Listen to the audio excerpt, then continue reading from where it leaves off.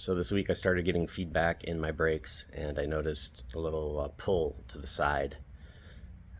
The fronts have new rotors and brake pads with about 500 miles on them. The rear drums are 100% overhauled with about 500 miles. So I'm just going to swap the rotors in the front.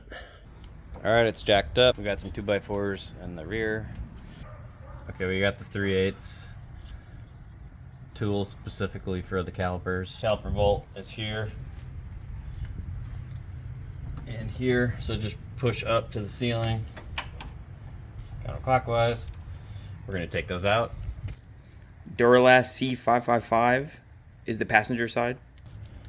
It took quite a considerable force going up to get this loose, but now that they're completely loose, both of them, you just give it a tug and it comes out. So we have a lot of play here, and we can even set this down in certain spots without really screwing up the hose. So no worries there. Anyway, right now I'm gonna just get a pick tool and pull these brake pads out, which are both in really good shape. Just pry this up. This will pop out.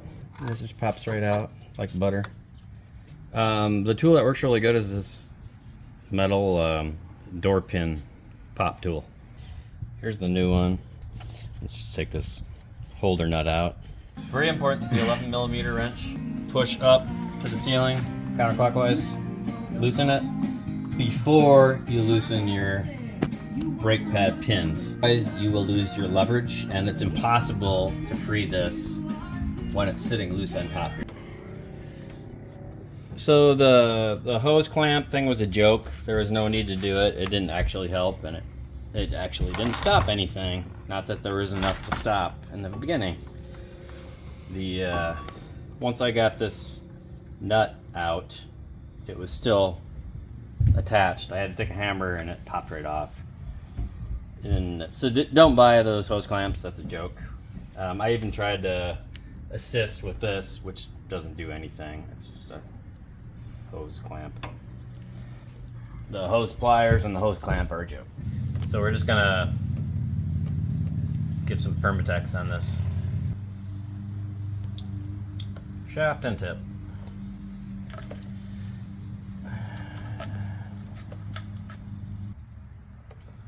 Now I've also saw to reduce noise,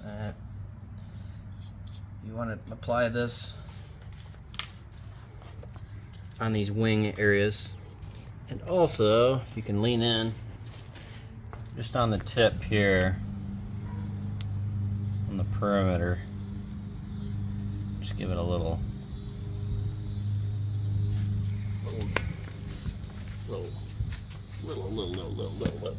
okay, pause. All right, brake pads back on.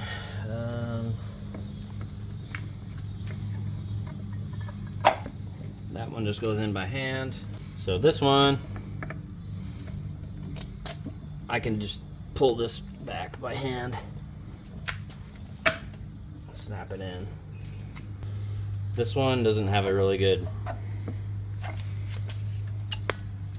fit. I'm just gonna kind of bend that a little bit.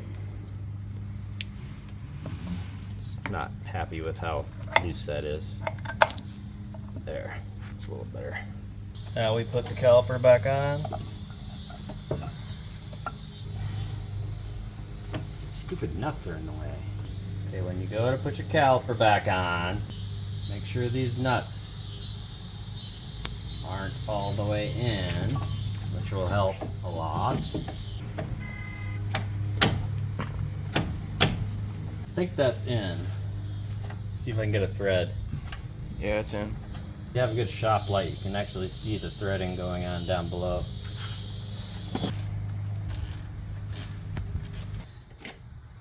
Alright, get these tight, hand tight. Don't go Hulk on it. Don't be a wuss. Okay. So the kit came with a new bolt and some washers. So put the washer on, insert the bolt, and actually wanted to show you see the hole there. That'll make sense while we were doing the beginning of the video and at the end. One at the end here, and then we're actually going down here, which is hard to see, but it's right between the two caliper bolts. So we just tighten this fully. Give it a little muscle so the washer will flatten a little bit. All right, now we're gonna bleed these. Connor, slowly tap the brakes 3 times, and then on the 4th time, hold it down. Tell me when you're holding. I'm holding. Okay. All right. I'll try. I got the key in forward position, but the engine is not on. Ready? Pump it 3 times and then tell me when you're holding. Holding. There we go.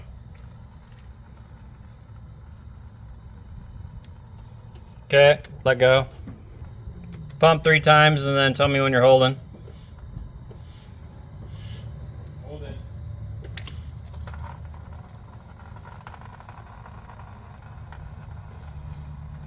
Let go. Do it again. Holding. We'll do it one more time. I don't see any air. Alright. 1, 2, 3. Hold. Looks good to me. All right, now we'll put the tire on and do the other side. The kit came with a new cap, which is nice, because the other one was almost snapped in half. Put the red cap back in the old one and take it back for a $15 credit for both sides for a total of $30. Now, since we're on the left-hand side, to loosen, you actually pull down towards the ground to get the proper counterclockwise turn of the bolt. You can see the washer's been fused in and hardly any is left. So obviously our kit comes with new ones. Our kit comes with a new bolt and washers. And you see the pinhole there, very important. Gently pry on this towards the engine. If it doesn't go, just give it a little whack with the hammer and it'll pop right off. There's no need to get a hose clamp to prevent leakage, because basically like nothing came out, not even an ounce of fluid came out. So now we're going to clean up this with a rag, get some of the crumb out of there. So with the pick tool, scrape around the perimeter to get rid of that rust and pry off the old thinned out washer that is fused in here. You don't want to put another washer on top of that. It's not a clean way to do it. One other thing I like to do is your rotor is going to be flapping around on you when you try to do this, so just hand tighten one of the lug nuts. Help with putting the rotor back on without everything jiggling around on you. Kit came with a new bleeder rubber cap, which is nice. Getting this into the holes can be difficult. My advice is to use a light, shine it up underneath there so you can see all the dark spots, find the holes, and save yourself a ton of time trying to get it lined up properly. If it's not perfect, it ain't gonna work. At the very end, we're gonna add .3 brake fluid because we'll lose a few ounces in this process. The front left caliper is Duralast C554, and once again, the right is C55. Caliper tool is a 3/8 Allen head if you need to order one.